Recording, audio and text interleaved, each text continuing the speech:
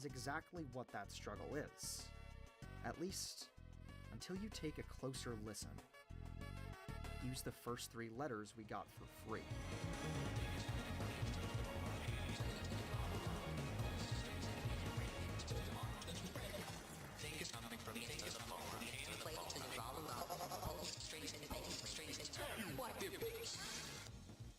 Puppets, strings, hands, fingers. One of the few givens that we have about Gaster is that he's the man who speaks in hands, and that hands have been a constant symbol for identifying him for years. If Spamton's similarities to Jevil didn't spell it out enough, Gaster's fingerprints are all over Spamton's story. Why? We don't know. But how? It seems like there's a pretty clear interpretation. Those fingers, those hands, in some form, they are pulling the strings. Gaster is holding him back. I got a Wargoy, what After the all, fuck? a puppet has to be manned by someone. There's always a puppeteer for every dancing marionette. Ironically, what it seems Chris fears most is a lack of control. That if the strings that link us to them snap, they'll fall down too. There obviously isn't the same level of control over Spamton from his strings as we give to Chris, but the explicit fear they hold about him helps to establish 2 crucial things. Gaster's hands are capable of holding others back from freedom in a way analogous to a puppeteer, and that reminds Chris of us, and that he's willing to do so. Regardless of how much of an observer to this world one views Gaster to be, it is beyond clear that he has gone out of his way to convene with at least Jevil and Spamton. He's willing to interact with the game's world in at least some capacity, so from the looks of it, this can't all be some hands-off experiment. Another character being the hands Spamton speaks of would directly tread over ground Gaster has been established on since Undertale. It was an important enough aspect of identifying his involvement that it was both known and told to us in 2015, and no other characters we know of have anywhere near as close a connection to hands or the game's core concepts as Gaster does. The safe assumption for now is that those strings, in some way, link back to Gaster, as it'd be odd, but not impossible, for Spamton to go from talking about the phone's hands and fingers, and then shift to a different it when describing what's actually pulling the strings. That said, it's very important to take the givens when it comes to Gaster. Everything's up in the air. What the hell? I'm and you getting have grounds PK'd. for denying whatever aspects of his involvement that This you is want. the opposite of what I But need there's a right reason now. behind every line Toby writes for him. And some of the most damning don't come from Deltarune itself. In the lead up to Chapter 1, Toby transformed the game's social accounts into darkness. 6 blank spaces for a name, and a distinct speaking style that made it abundantly obvious who this was. Aside from being a fun way to tease the game, this takeover gave us the first Can't the guy glimpses just into quest? Gaster's actual thoughts and motives. Many of these lines stand out, but the most pertinent to this concept is when his question of, "Have you been looking for me?" was asked, to which he also added, "I have been looking for you, as well." If Deltarune's intro doesn't make it obvious enough, the you here is you, and Gaster has been seeking us out the same way we've been searching for him. He not only knows how we think, but even seems to mirror our desire to find that which is hidden, to find the very kinds of secrets that Gaster is. Every fun event, every dig through the files, every Easter egg, Gaster finds it all as fascinating as we do. He helps us refight the night, and encourages to go back and find the Shadow Mantle if we don't already have it. His traces are found with the secret bosses, the ones that aren't required. He's a scientist, after all. What to us is a fun clue at a grander mystery is the mechanics of the world Gaster's curious mind was once a part of. A world he still seems to intend to test the bounds of, even if he's not within it any longer. Gaster knows how we think. Gaster is physically similar in nature to us. Gaster seems to have no issues limiting freedom, just as we do. Gaster mirrors our thoughts on some of the most crucial aspects of what the game is deconstructing. And above all, Gaster finds us fascinating. He sees us as an equal. There's plenty more to look at on just the meta front if you want to get more general, too. Gaster wasn't the only one to take over the game's social accounts when something released, as Flowey did the exact same thing back when Undertale first came out in 2015. And in their games themselves, they each serve as observers of you on top of mirroring you in a lot of ways, both orchestrating things in certain odd ways as they stay behind the scenes. Most notably, Gaster and Flowey are each the first characters encountered in each game. Both subvert your expectations during their first scene, and each serve as the direct introduction to the idea of the game's core concept as part of the game's world. It seems as if they're being used to fill similar roles in similar stories, seemingly to tell those stories in similar ways. So even if they're not exactly identical, if Gaster and Flowey have ended up in similar places, it's worth looking at how Flowey got there. Maybe it'll be similar to where Gaster came from and help us define what he is. All right. Flowey's apathy stemmed risk for in part research. from the world forgetting who he was. His mother Oh, and father lonely couldn't recognize star. him, and he was never lent the souls he'd need to take his old form if he even could. So, he did everything, got bored, waited, and eventually found you. Someone like him. Someone he hadn't exhausted all the possibilities of yet. And only through you could the state of the world be brought past its absolute. The barrier was shattered, and though he remained lost, something different had been achieved. Something it seems he genuinely wishes that you'd keep. Something he might have been wishing for himself, at least in a different form. Azrael Dreamer was lost, and this loss haunts every corner of Undertale's world. A broken family, an empty child's bed, statues built in his memory, and 6 buried children. The underground takes the shape it does because the king and queen lost their children, and you can feel that absence all throughout. In trying to free the world he lived in, Azrael and the human only caused those closest to them to bear a great loss. For as much as he is a mouthpiece for the meta-narrative, Flowey holds connections and bonds with the world of Undertale.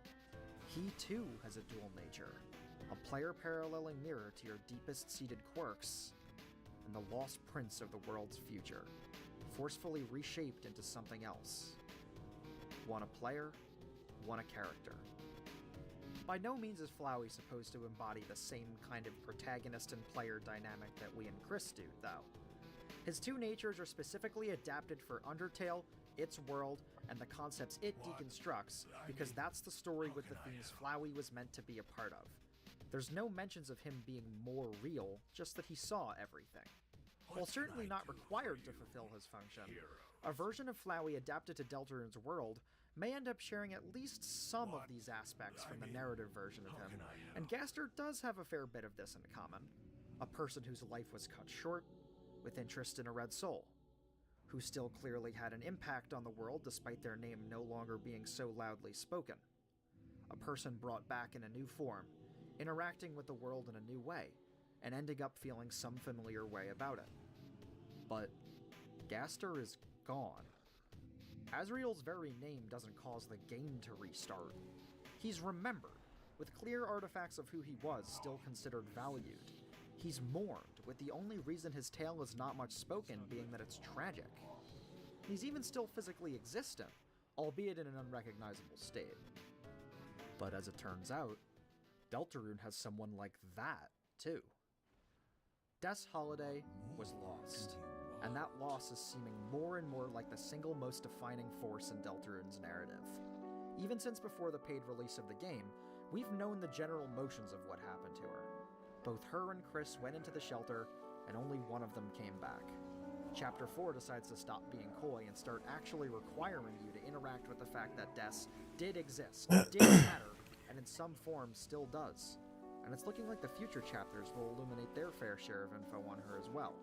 Mr. Boss 3, Asgore, probably has something to do with it, as Chris doesn't want us learning the reason he resigned as police chief, and Des's mother, Carol, is actively trying to stop you from unlocking the shelter she went missing in. The number of characters that have felt her loss only seems to go up as we find out more about what happened to her. But that's who Des was. Des Holiday didn't stay long. and her return as the Knight really feels like the Flowey to our Lost Girls Asriel. First and foremost, their stories are undeniably similar in ways that feel intentional. The star child of an important family doing something that stakes their life, going somewhere out of bounds, Oh my along with God. the help and guidance of a close human companion. As a result, that human soul is no longer their own, and the sibling they embarked with disappears, leading to their reshaped reappearance years later. Their new form looms as an ever-present force in the background, orchestrating things behind the scenes rather than constantly confronting you outright. They act methodically, a part of a grander scheme that they intend to come to pass. And maybe, just maybe, it'll be for the good of the world. The reason why Flowey works so well narratively isn't because of how cool his mystery is, or how crafty he is, or how strong He has he a is. gnome Death Knight. Those things do He's play a part goated. in what makes him himself, but it's because he bridges every aspect of the story into one concise form. Flowey's knowledge about the player and their habits helps draw you in and subvert your expectations, but the meta aspects of Undertale aren't its only aspects. He also has direct ties to almost all of the game's main cast, compelling motivations, and a story that gives him actual character weight beyond just being Toby Fox's way of criticizing you. His role as a character within the game's world is used to bridge the meta aspects of Undertale into its core story, as Flowey's character only works because of the world's mechanics, which are themselves formed around what the game is most interested in deconstructing. Flowey can truly only exist because Undertale is the game that it is. This isn't just an observation, this is the beating heart of what makes Undertale the masterpiece that it was. To a degree, the same is currently true of the Knight. The Dark World is a story within the Light World, the fantastical adventures that pop up between the mundane. In the darkness, there's heroes, adventures, prophecy, lore, and tons of quirky characters topped off with an imposing knight. But when the light begins to shine again, there's illnesses that won't go away with a simple spell, problems left unaddressed for years, broken families, and a lost girl that everything seems to link back to. Des bridges together the light and dark world stories all but seamlessly, and simultaneously acts as the looming, overwhelming issue in both of them for entirely different reasons. Toby is once again employing those same tactics that made Flowey the cornerstone of Undertale, as by forming his main villain around the world that they're a part of, both that world and the character themselves can be given simultaneous depth that seeps into every pore of the narrative and enhances every aspect of the story. The only thing the Knight is currently missing is that role as a meta bridge, but that role seems to be served by someone else currently. Someone very, very similar to the Knight. A lost girl, someone whose absence can be felt, a taboo name, one whose true fate has become obscured and shrouded in shadow. In a mundane sense, a musician, a creator, and one who has lost themselves to darkness. Hold hands, prominent eyes, and monochromatic black and white. Just what exactly is the Roaring Knight? This is where we enter true theory territory, but that's no excuse to stop thinking about Deltarune as both a proper narrative and a piece of meta storytelling. Just keep in mind that things are going to be a bit less analytical and a bit more speculative from here on out, and might rely on some assumptions that you disagree with. But such is the nature of a theory. There is no answer to what the Knight is, as there is no method by which a being like the Knight could even exist by the mechanics of the world we currently know. And we're already starting with those assumptions. Speaking with a very rigid interpretation, it can't be a Lightner, because even in the Dark World, Lightners can't turn into balls or roar with exposed rib cages, or it would kill them. When you and your side chick made frozen chicken, he had to go to the hospital to defrost. By that same merit, it can't be a Darkner either, because it moves around in the Light World, and no way for that to be possible is known either. Exceptions need to be made, so for the context of this theory, we'll be making an exception to one of those two rules. Given the allusions to the Knight being a Lightner, all of the evidence for Death Knight, how well it works with the story, and the fact that the Knight's head is called a helmet, implying its dark exterior as some kind of armor, the assumption that seems most in line with how Deltarune has gone about portraying the stark difference between reality and fiction is to assume that the Knight is, in some way, the physical body of a Lightner. Des Holiday. To me, Deltarune seems more concerned with keeping fiction and reality split and abiding by the rules of Darkners being unable to enter the Light World than it is with upholding that Lightners are harmed by physical damage in the Dark World. This can work with other interpretations, but this theory will be assuming that the Knight is a Lightner with some kind of special quality. As even if we're making assumptions, I don't feel We're in comfortable combat saying the again, Knight is huh? a secret third thing without substantial reason to believe it. That said, the Knight being Des doesn't really answer too many of the questions about it on its own, and dismissing the rest of the lingering questions to things we can't know yet is, while technically true, not entirely accurate. We've already established that both Gaster and Des as the Roaring Knight have a lot in common with Flowey's two natures, so if we continue trying to draw connections between them all, we might just be able to predict where things with Gaster and the Knight will end up going. While the exact specifics couldn't be known until the endgame, pieces were laid out about Flowey in Undertale's first half, so maybe, if we look at things from the right lens, we can put those pieces together ahead of time. Flowey served a very specific function as both an important character and a mirror What's the of point of player, this? allowing the game to say things about the typical assumptions of players without needing to rely on how you, the actual player, actually feel, alongside working those thoughts into the narrative in a natural way. Given how much Des and Gaster have in common with Flowey's character and player sides respectively, maybe the two of them, in some form, are Toby's way of doing something similar in Deltarune. Now, Deltarune will not be a complete retread of its predecessor in every way, but as I hope to have made clear so far, these two games have already shown to employ similar methods of telling their stories. Toby absolutely knew what he was doing when laying out all these pieces, so if we can figure out why he did it the first time, maybe we can figure out what he's doing this time. So, this section, this theory, will be an attempt at exactly that. Trying to create a compelling explanation for both the Knight and Gaster that aligns with how similar they already are to Flowey, and how Flowey went about bridging Undertale's story and meta-elements together. To clarify, we're not so much concerned with figuring out that a character like Flowey exists, as we are an element of the story like Flowey. We're not looking for Flowey the man, we're looking for Flowey the idea. Of course, the natural first question is if something like Flowey, someone like us, would fit in Deltarune. And to be completely upfront, we don't have a perfect answer for that. It's undeniable that Gaster has the same kind of knowledge of the player's mindset that Flowey did, and that Des as the Knight ties together many aspects of the game's story in the same way that Flowey did. But we don't know for certain if either of them think exactly like we do. Back when I discussed Gaster, I did present a fair bit of evidence that he might, but I'll absolutely concede that it could all end up going a different direction than I expect. Deltarune has been following in Undertale's footsteps so far, but nothing is set in stone confirming that it'll keep doing that. Evidencing a theory off of mainly parallels back to a previous game is a dicey thing, but even despite all of this, I do think that enough odd similarities already hold that This guy's just applying yapping. some kind of theoretical lens to them isn't entirely unfounded. With that in mind, You guys just yapping our and goal using will be words to learned on identify Google. what caused Flowey to work as well as he did, and work out what form something like him would take in Deltarune, based on the aspects of the player Flowey took from, and what the equivalents to those characteristics are in Deltarune.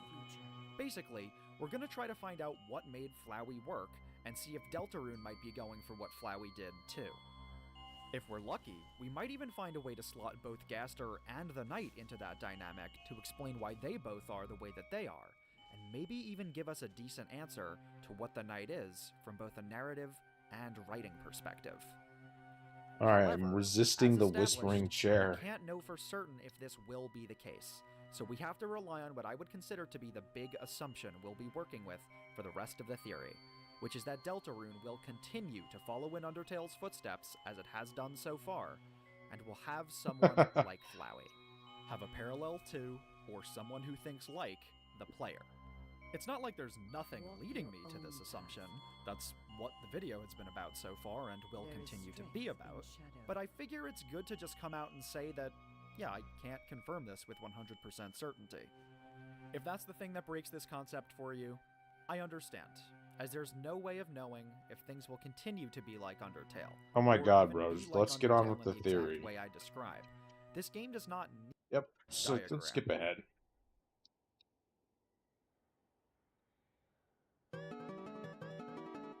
Okay, put everything aside for a moment. Let's build Undertale from the ground up.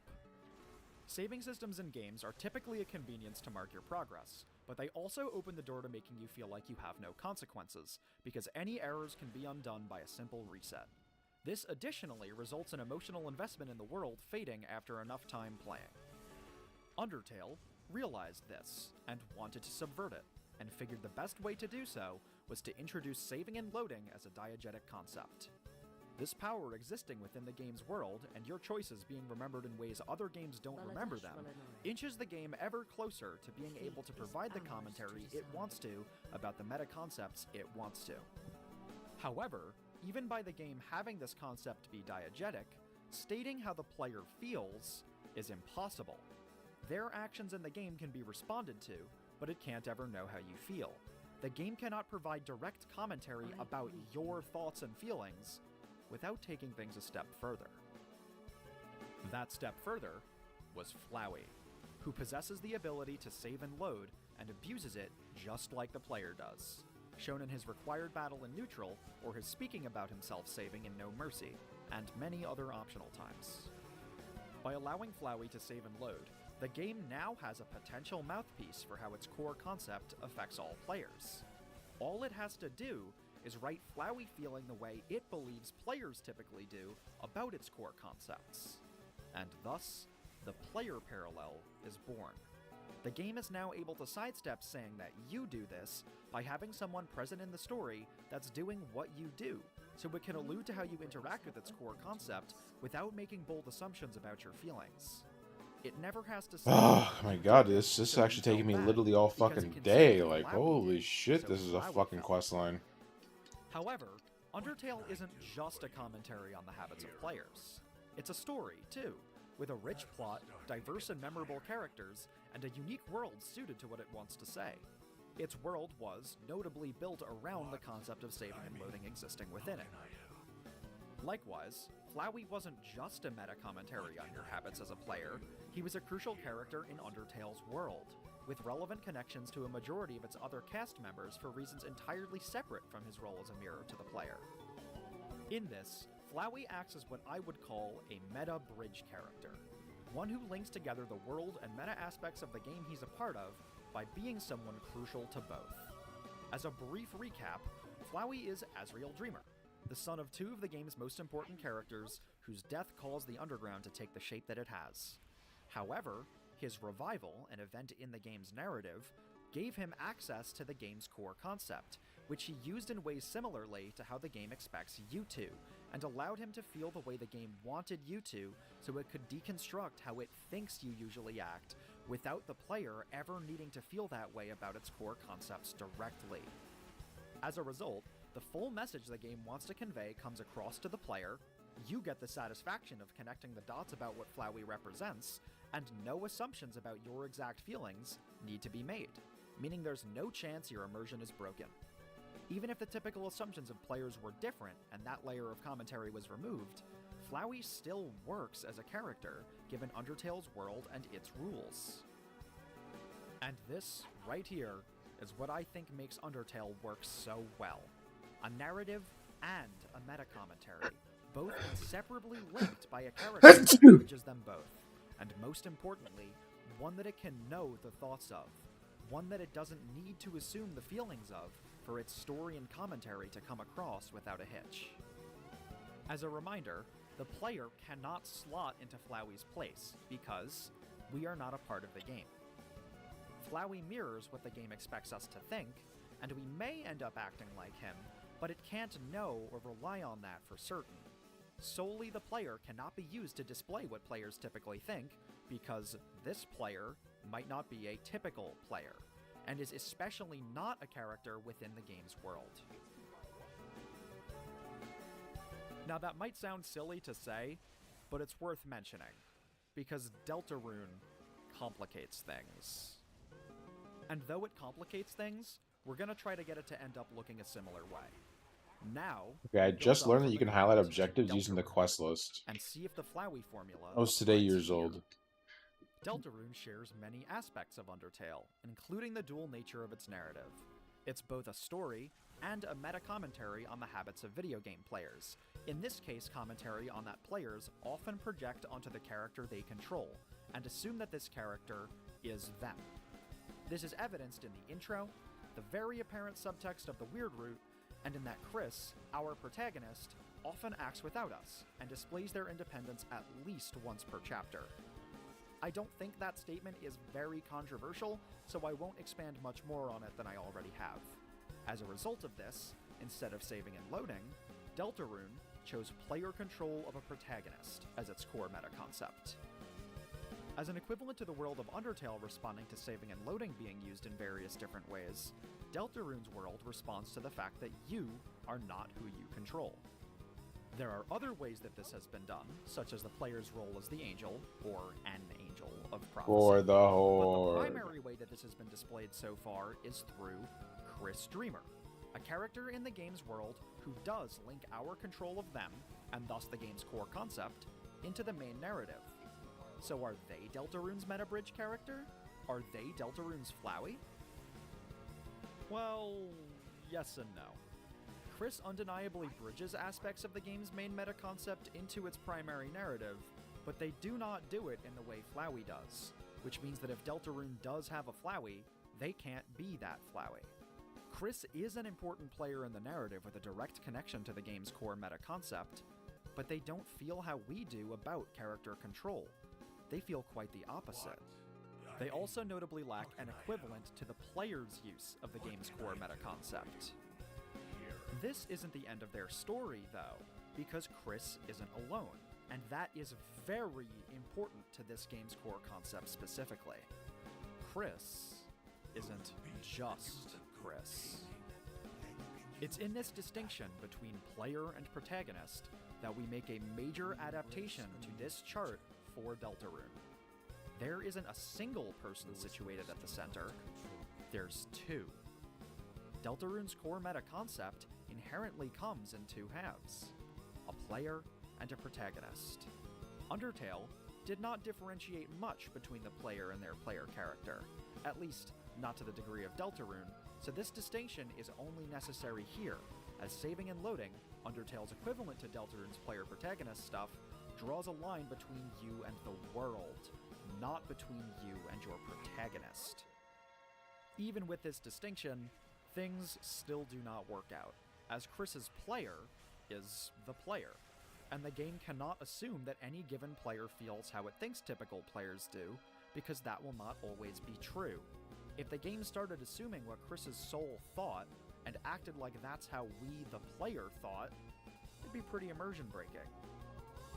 Thankfully, this is actually a really good basis to build off of, even if it's not exactly what we're looking for.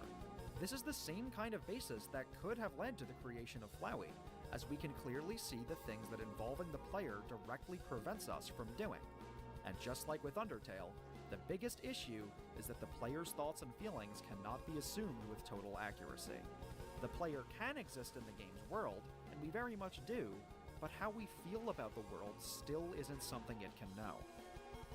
So, rather than trying to change what form Deltarune's meta bridge character will take to try to make Chris fit this role, let's assume that they aren't this character.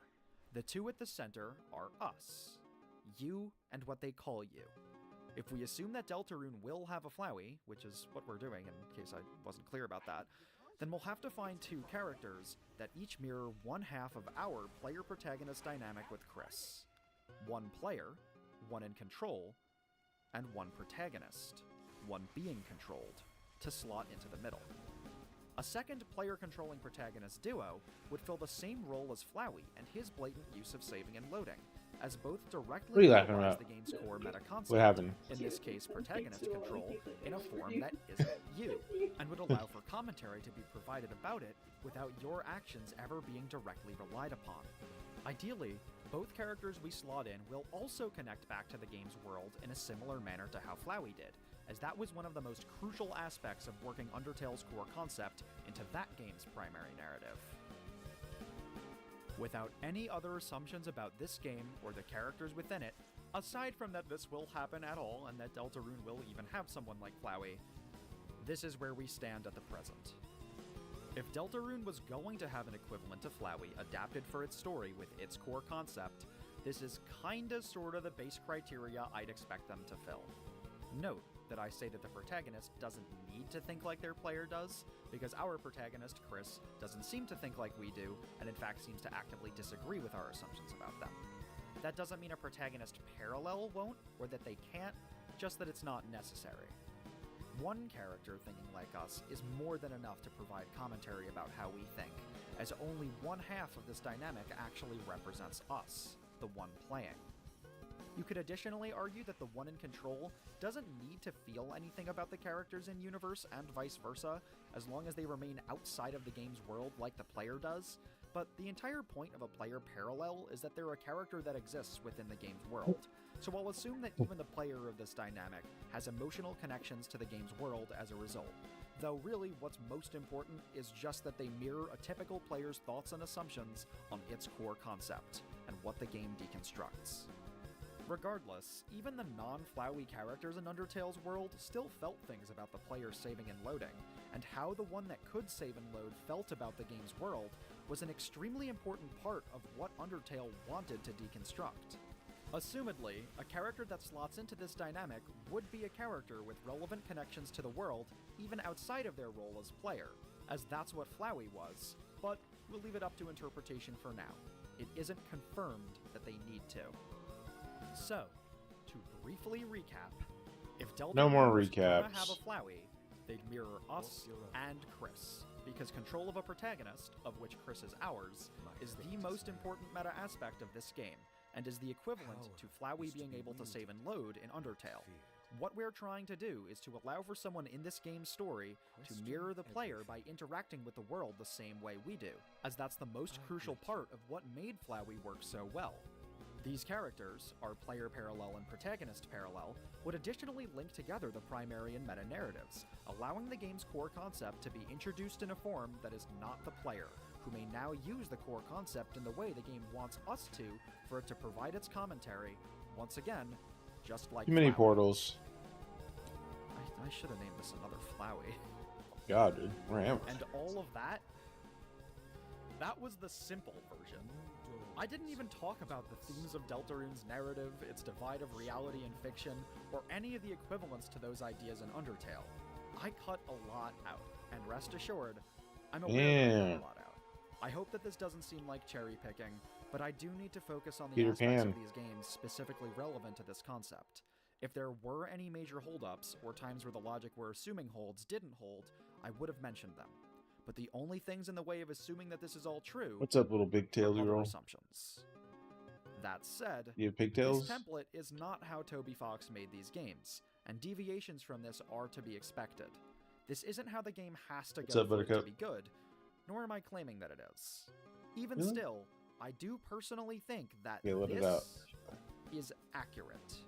That if Deltarune had a Flowey, this is basically how they'd slot into the game. A duo of characters, one resembling us that shares our thoughts about what a player is meant to be, and one resembling Chris that shares a You're lot too of full. strong connections to the important players of the main story. Okay, As well, those are the aspects of us and Chris. I think that you the need to game stop sitting up highlighted then. You need as to lay most down. important. Once again, let your feel back free to muscles disagree, relax. but this is what I'll be running with, and I encourage you to hold out until the end if you haven't given up already. So now that you know what this theory is about, you probably already know who I think fits into this dynamic. But do they actually work? As for the player side, Deltarune has already shown us someone who is acutely aware of our thoughts as a player, holds the same kinds of similarities to us that Flowey did, and almost inarguably occupies the same meta role that Flowey did, regardless of if he's a player parallel. Gaster. Gaster appears to be outside of the game's world, much like us, and speaks to us directly about things above the game's world, but holds emotional connections to characters within it, which is a big stamp on our Flowey bingo card. He also has definitive connections to the game's core concepts, and if Gaster's the one pulling Spamton's strings, then he might even already be controlling characters in some sense. He's definitely doing some kind of behind-the-scenes orchestration either way, as his fingerprints can be found in almost as many places as Flowey's could. However, one of the most major things that Gaster currently lacks is presence in the main narrative, as he is shattered. But him controlling a character like this would not only bridge his beliefs about this world, shown to be similar to ours, into the main narrative, allowing for them to be more directly deconstructed as was the case with Flowey, but would additionally grant him a physical form to take in the game's story that aligns with his shattered nature.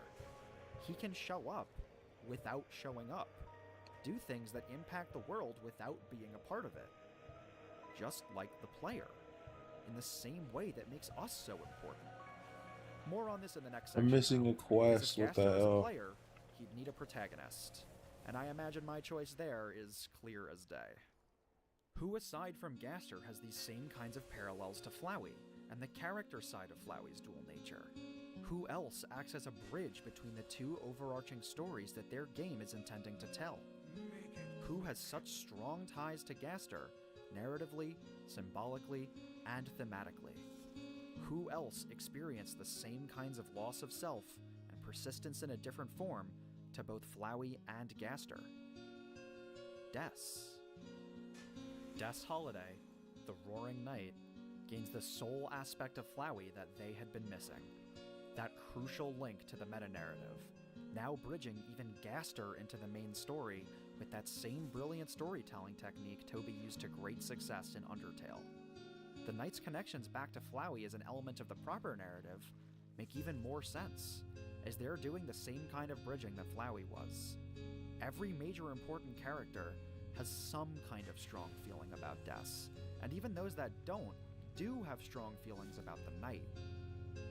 And this finally helps make sense of exactly why Chris and the Knight have the similarities they do, why those parallels have already been drawn.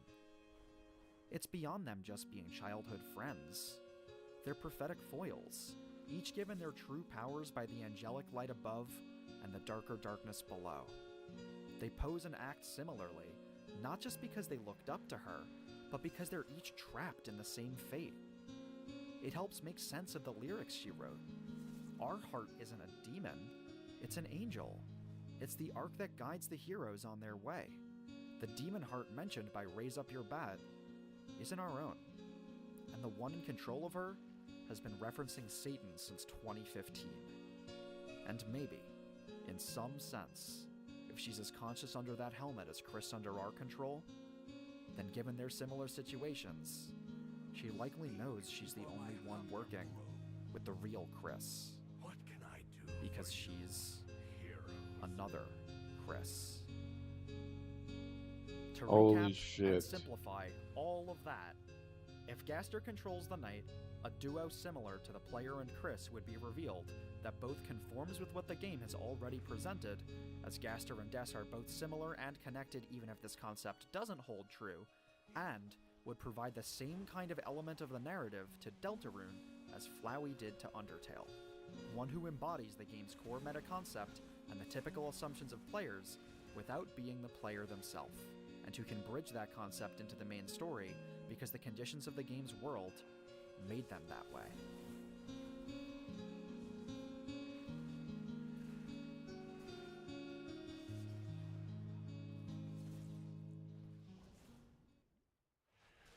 Alright, great. So why?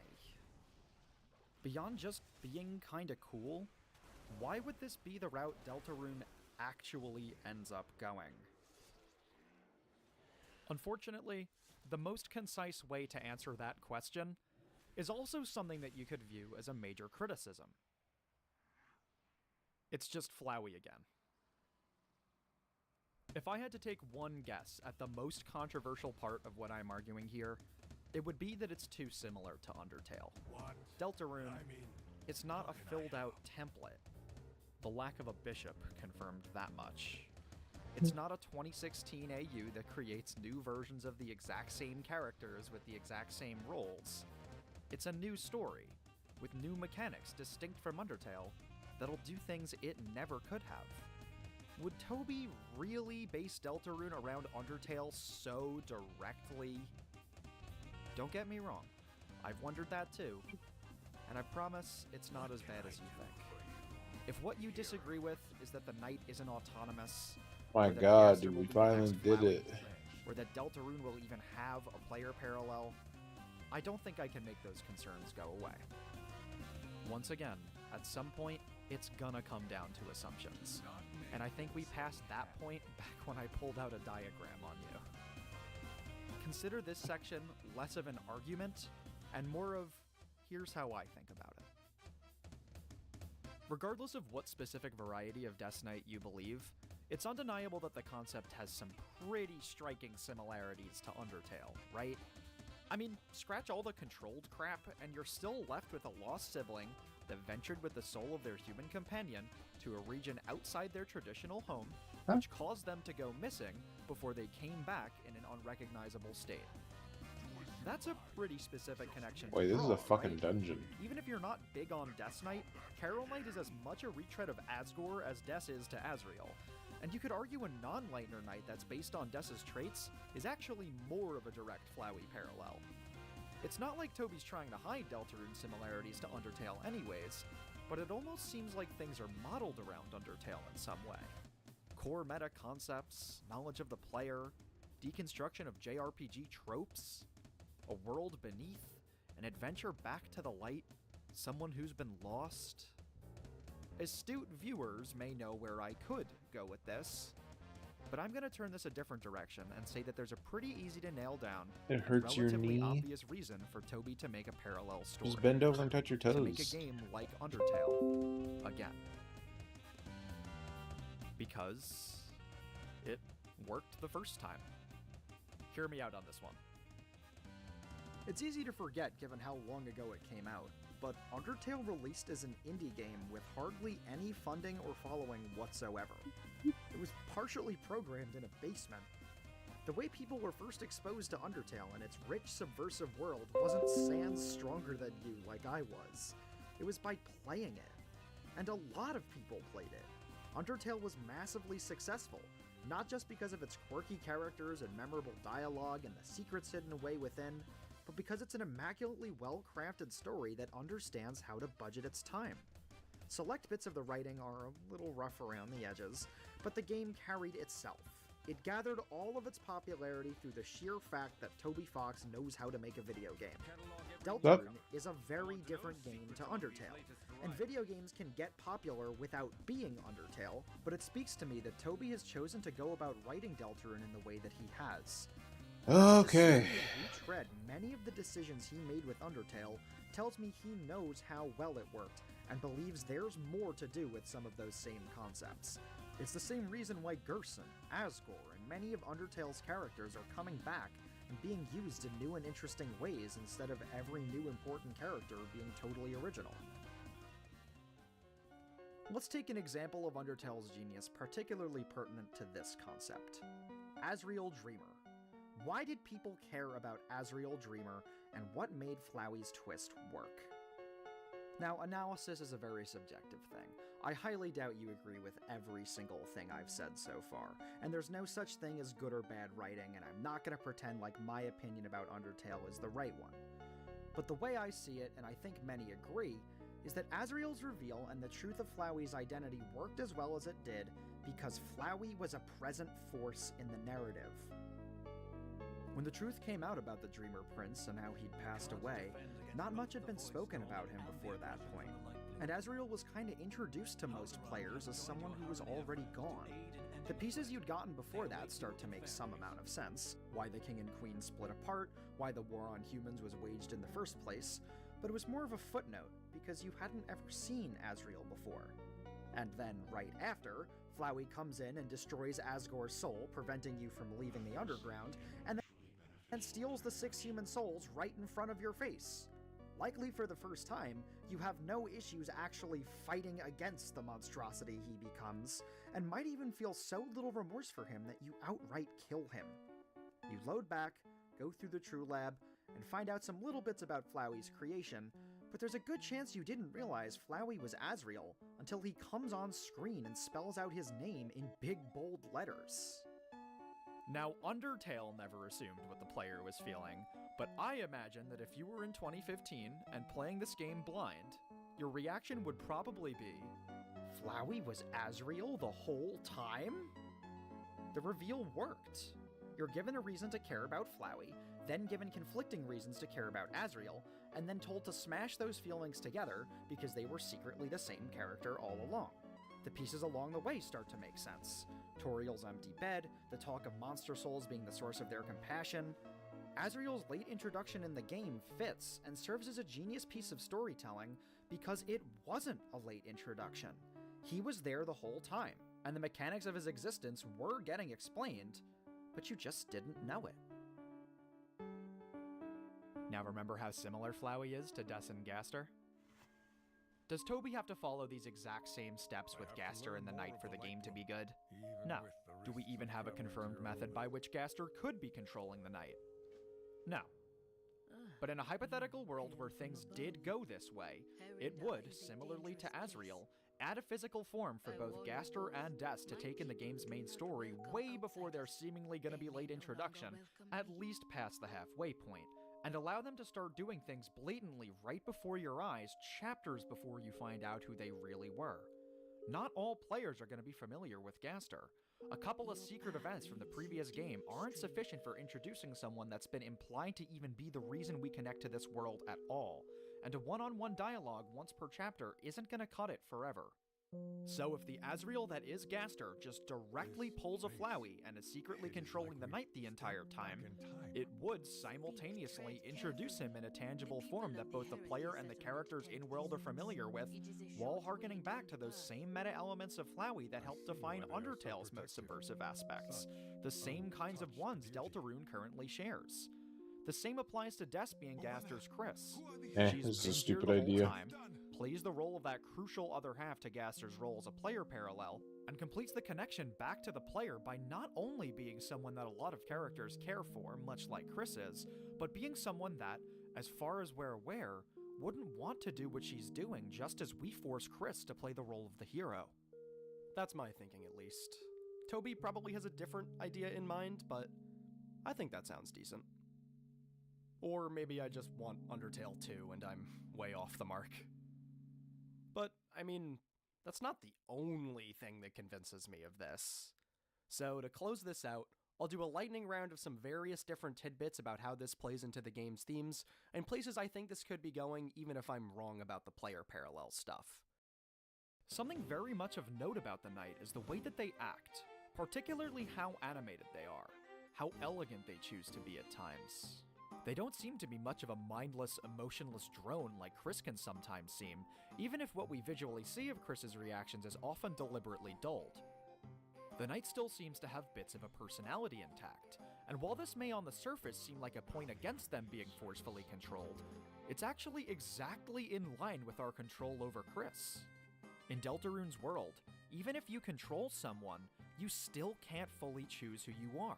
Not only does Chris sometimes rip out the player's soul to fully take control, but when we tell Chris to perform specific actions, they listen, but often with their own flair, sometimes even spinning the commands we give them to leave out crucial elements of what we may have wanted.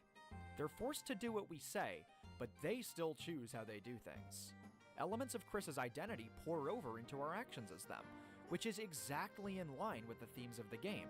While this doesn't provide a flawless explanation, some dots certainly can be connected to the Knight's apparent personality when compared back to Chris, as maybe the bits of characterization we seemingly get from the Knight serve a similar function to this equivalent in Chris. The Knight is acting the way it does, because even the one controlling them can't fully choose who the Knight is. They're forced to do what the one in control dictates, but they still get to fill in some of the blanks. It works with the established themes of our control over Chris, and helps to characterize Des, the one under the armor, even while she isn't in control. There's also the chance that Des is willingly allowing herself to be controlled, which is certainly a possibility, but is hard to say for now. Either way, the Knight's personality is by no means a wrench in the control idea, as controlling a character that still gets to decide the specifics of how they act is actually a closer connection to Chris, if anything. As for the one in control, Gaster doesn't even have to be in the exact role of a player for all this to work. I do think it's a stronger connection if he is, but he's still blatantly in the same meta-narrative role as Flowey either way. Even if he doesn't verbatim inherit Flowey's direct possession of the game's core concept, if he's, say, the game's author or developer, or observes it all as a scientist that only steps in when absolutely necessary, him having a relation to the game's core concepts is still something we've already seen. Ultimately, this is a game about forcing a character to be someone they're not, and Gaster in any of these roles would still allow for plenty of deconstruction of that. An invasive author forcing their story onto the world, or making an iteration of the prophecy by swapping around the existing pieces, or trying to force this game to be suitable for a player like us, or manipulating the variables in his experiment to be exactly what they should be. Gaster definitely has his opinions about how the world should be, and he wants to bring about some kind of change to this world. His encounter in Chapter 4 confirms that much. All of these aspects of Gaster as an author aren't even limited to just an author. We are definitively a player, we're the one the game is deconstructing, and we can still throw the story off course through the weird route. We write things too. Force Noelle and Chris to be in roles they shouldn't be in, maybe even in the same way Gaster is doing with the Knight. This would all also help answer a lot of the grander questions about both Des and Gaster. One of the other most telling Gaster tweets from the 2018 takeover was his admission that he looks forward to creating a new future with us. That combined with his lines at the end of Chapter 4 about his Deltarune make it pretty clear he wants something to come to pass, that he's orchestrating things in this story because he's looking for some kind of outcome, and it's something he's working for alongside the player. The only other time the term Deltarune comes up is when the prophecy is involved, so it's safe to say Gaster wants something with relation to the prophecy. Whether he wrote it and wants it to happen, didn't write it but the game's story is his iteration of it, outright wants it to be overcome, or some combination of those three isn't clear. But what is clear is that he has ties to it.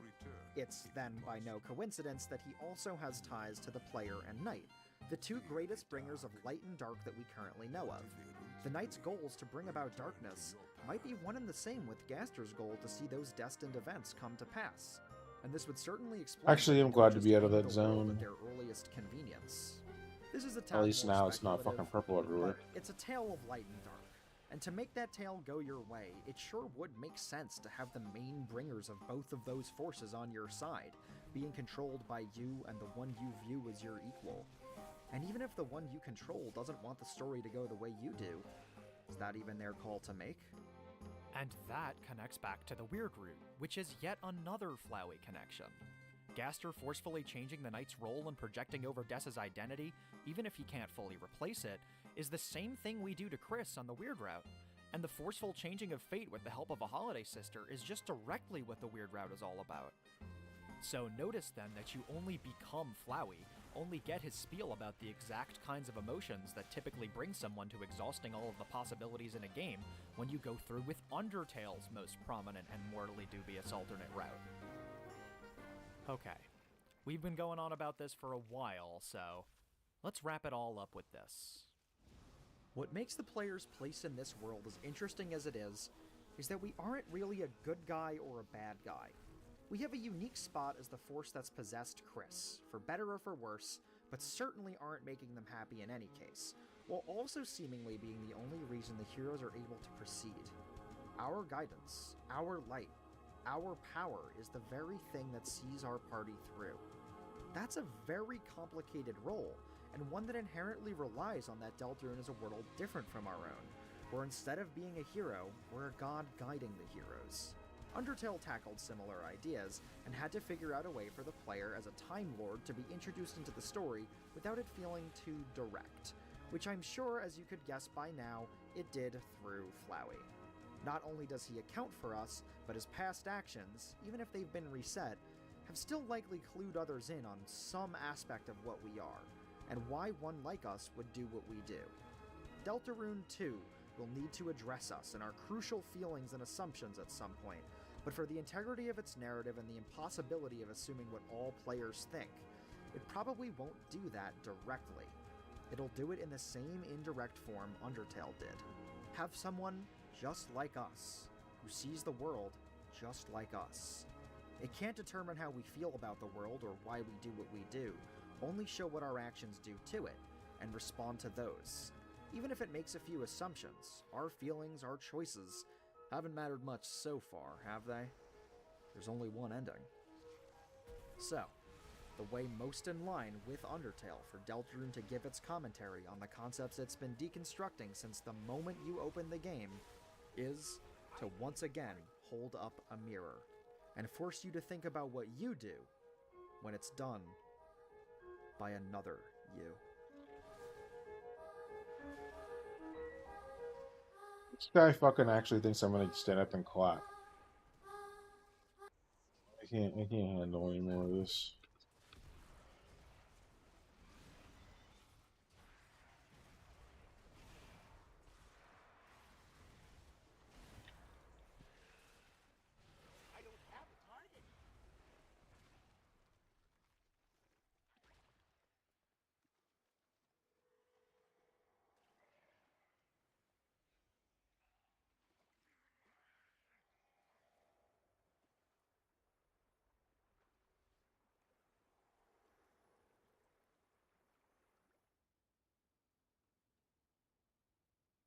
Hello everybody, welcome to 2026, and welcome to another Deltarune Theory video. Today we will be talking about Gaster's List, which is a prevalent theory within the Deltarune community, as well as the Roots Theory by GoldPro.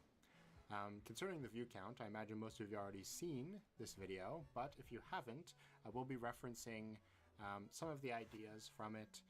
At the end of the video, GoldPro says you could go a lot farther with this idea, but I'm not too confident in, being able to actually predict that stuff. Well, I say that crazy kind of stuff all the time, so I am okay with saying that crazy, unpredictable kind of stuff.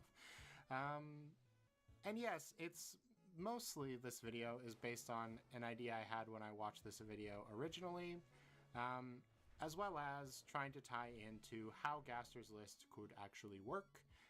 Because I do have some problems with it, and I want to talk about that as well. So, that is this video. Let's start with what is Gaster's List. So, Gaster's List is the name for a theory that basically says that at the beginning of the game of Deltarune, when you're in the Goner Maker sequence, if you input certain names when the game gives you the option to, you can get a response from Gaster. Now, other than the name Gaster, which resets the game, the names on the list are Chris, Susie, Noel, Birdley, Jockington, Caddy with an I, Caddy with a Y, Bratty, Sans, Papyrus, Undyne, Alphys, Toriel, Asgore, Asriel, Rudy, Gerson, and QC. The prevailing theory is that each of these names of characters in the list are within the list because they will be important in Deltarune's story, and more recently, the additional little quirk that each of these characters will be entering a dark world at some point, given that, you know, we already have seen Birdley, Chris, Susie, Noel, Gerson, Asgore, Toriel, and Undyne enter a dark world. That's a good portion of the list. Not, 50-50 yet, but we're getting there. It's a fairly reasonable idea, right?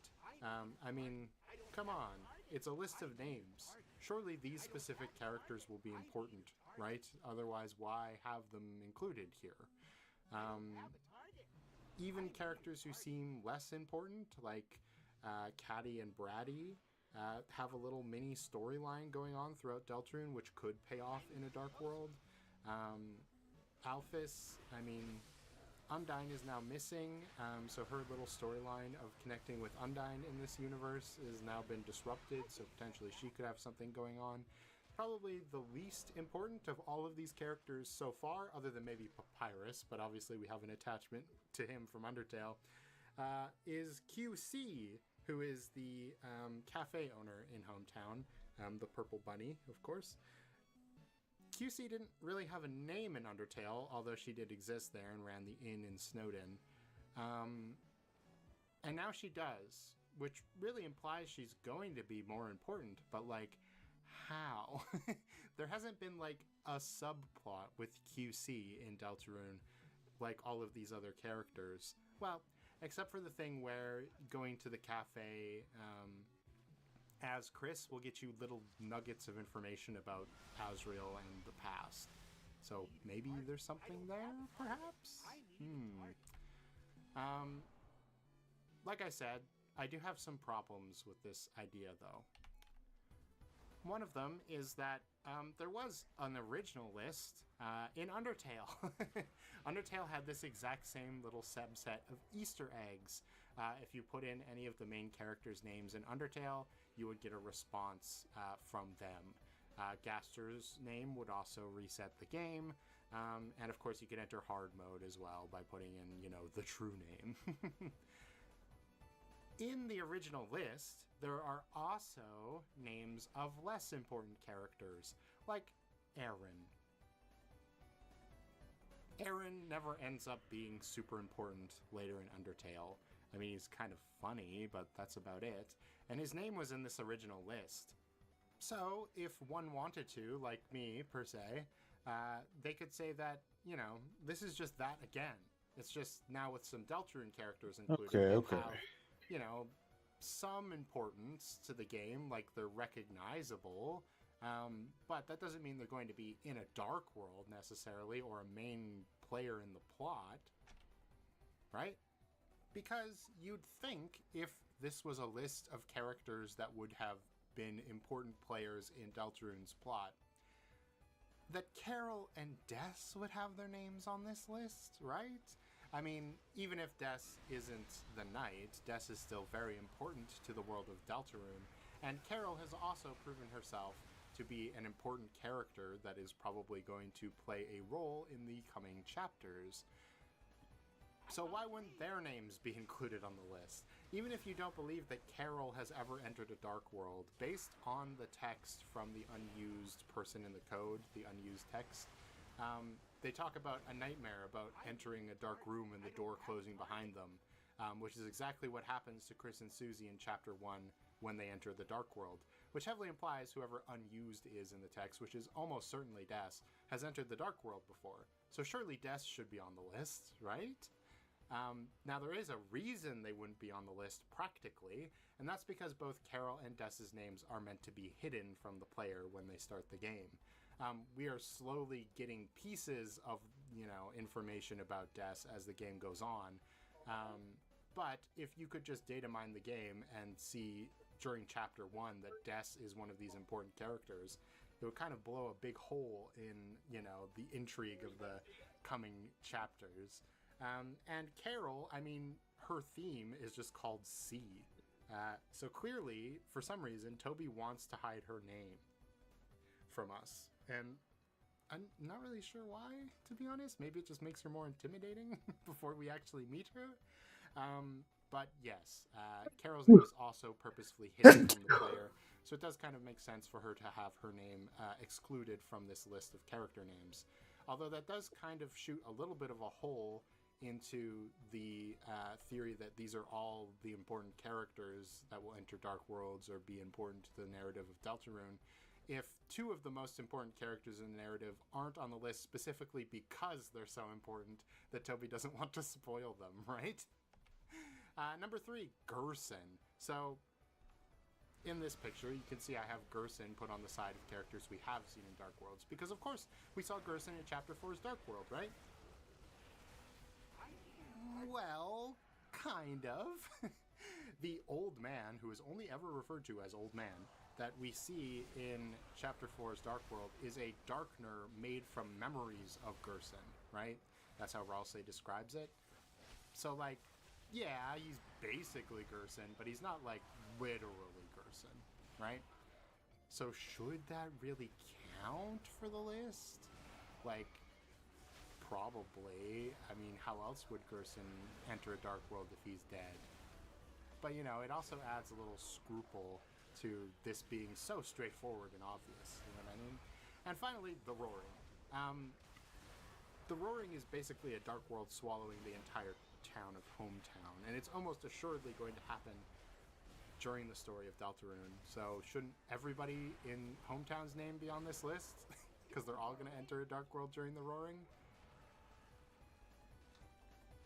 No? Okay, so then we have to conclude that the Roaring doesn't count. So, from looking at these things, in order for this to make sense, Karen and Des have to be off the list for some reason, which doesn't necessarily make sense. The old man has to count for Gerson, and the roaring has to not count.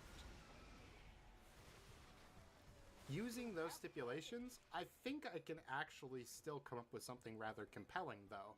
And in fact, because of these contradictions, I think we can maybe figure out what this supposed list of important characters might actually be talking about.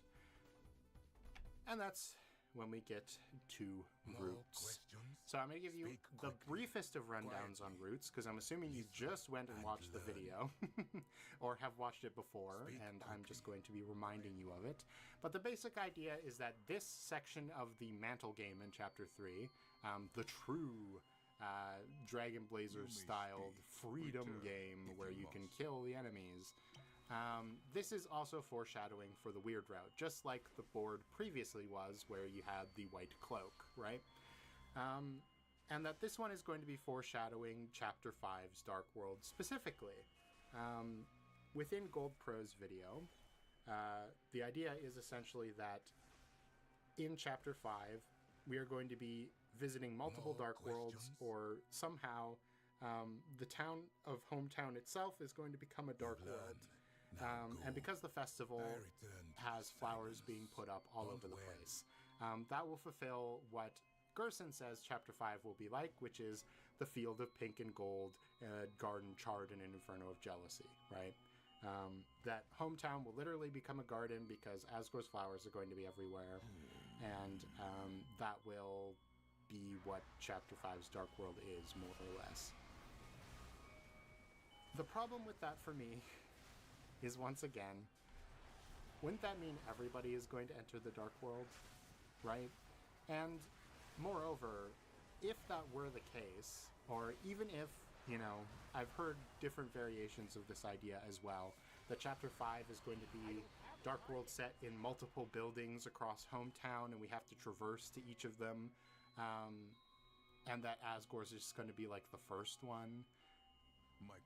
Again, if that is the case,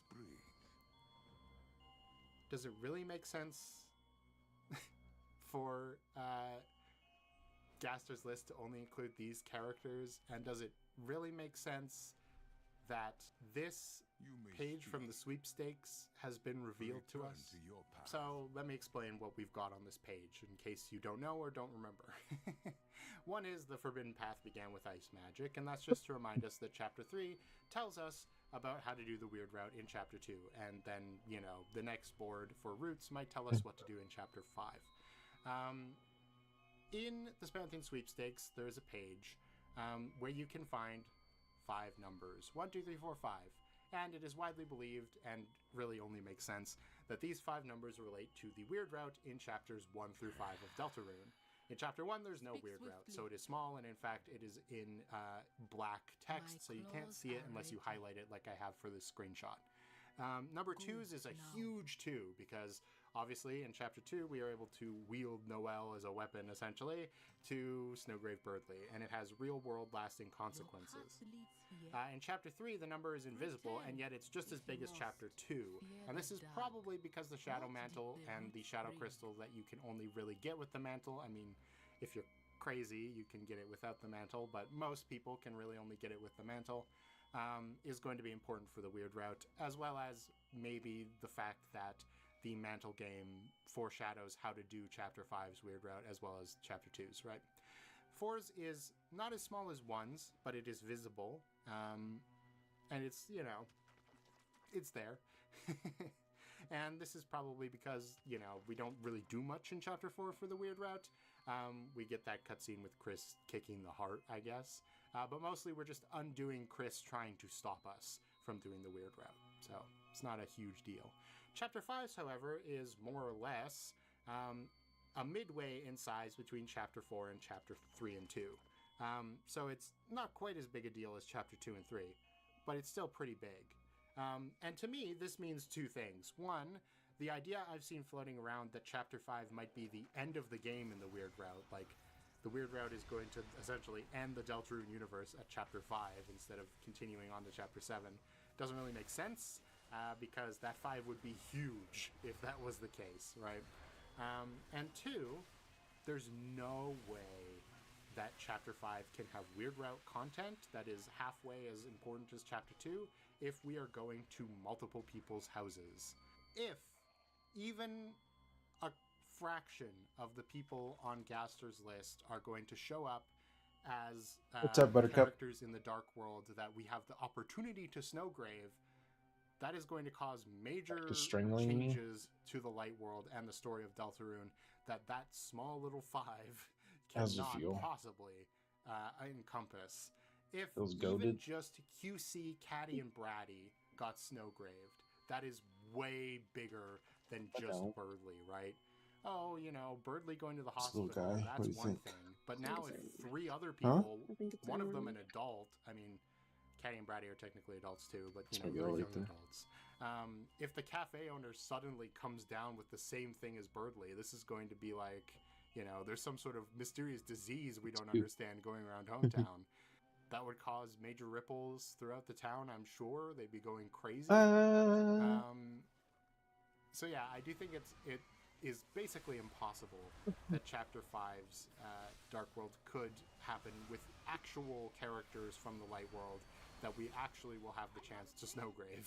Now, in GoldPro's video, I think this is somewhat subverted by the idea that Chapter 5 will not have Noelle as a part of it, or Chapter 5 won't focus on Noelle using Snowgrave. It'll instead be about training Chris to be stronger. Which, I mean, it kind of makes sense, because the White Cloak doesn't follow you into the board that we've been talking about this whole time. My problem is, I still don't think it really works. You see, when you click on each of these numbers, you get a little audio file that plays. For Chapter 2, it's d.og.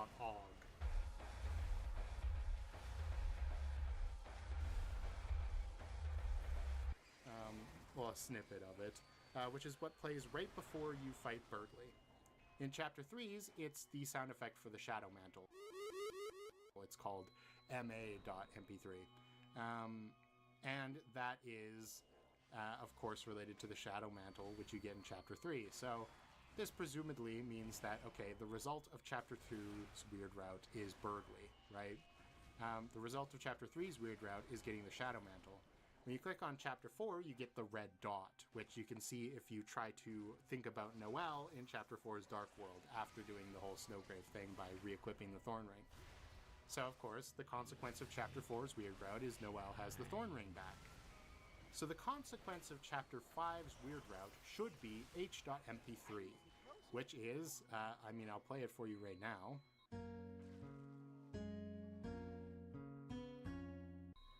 It's the hometown theme slowed down. And within Undertale and Deltarune, when a song gets slowed down, that means people have been dying. And like I just said, it doesn't really make sense that people would be dying in real hometown, right? That would cause a way bigger effect. If one person dying causes Chapter 2, okay, Birdly's not technically dead, but you know, Snowgraving, causes Chapter 2's to be huge, then Chapter 5 should be 3 times the size of Chapter 2 if 3 people are going to get Snowgraved. Even if it's just Asgore, it should be at least the same size, right? What did the roots bring? So I just don't think it really works. And moreover, there's a hanging thread that I think could tie into Roots in a way that isn't touched on in GoldPro's video, which is the concept of basements. In Chapter 4, when Susie and Noelle are talking with the lights out, Noelle mentions, "You know what really made me afraid of basements? Like the underground levels from Dragon Blazers. The music just repeats over and over again." And we see that in the Dark Worlds of Deltarune. Card Castle's basement has repetitive creepy music. Obviously, Bit Roots, where we fight Spamton Neo, the basement of Queen's Mansion, also has repetitive, scary music, and that music is remixed for the basement area in the Mantle game. So, given that we know Dragon Blazers is based on the Prophecy now, and we've been talking about these repetitive underground music tracks and basements all tied together, what if there were a basement where we could get an underground level that could somehow tie into Hometown and Roots as a concept? And to that, I present to you New Hometown. So, what is Asgore known for in the world of Undertale, aside from murdering children? Well, he moved the monsters from the ruins, which used to be called Home, very creative, to a new place where they built a new city that looks basically exactly like the ruins, except now it's grayscale, called New Home. And in fact, it's sort of brought attention to that Home and New Home are identical copies of each other in the 10th anniversary livestream. I talked about that in my 10th anniversary livestream video, in fact. So what if, in Chapter 5 of Deltarune, we'll find that a dark world has been created in Asgore's flower shop, but that there is a basement in Asgore's flower shop. In fact, we already know there is. If you read the text on screen right now, it says, "The back door is blocked. You can only see through the basement window. A corkboard is covered with tons of papers and documents litter the floor." Now, I actually didn't really think about it this way. For some reason, Asgore's shop, Flower King, it's got those two staircases in the back of the room. My brain always just thought, okay, there's staircases that are going up to a second floor where Asgore lives. But it's also quite likely they're going down, right? But of course, we don't see documents lying all over the floor in Asgore's room in Chapter 1. But there is a big locked door. So perhaps that's where he's keeping his corkboard covered with tons of papers and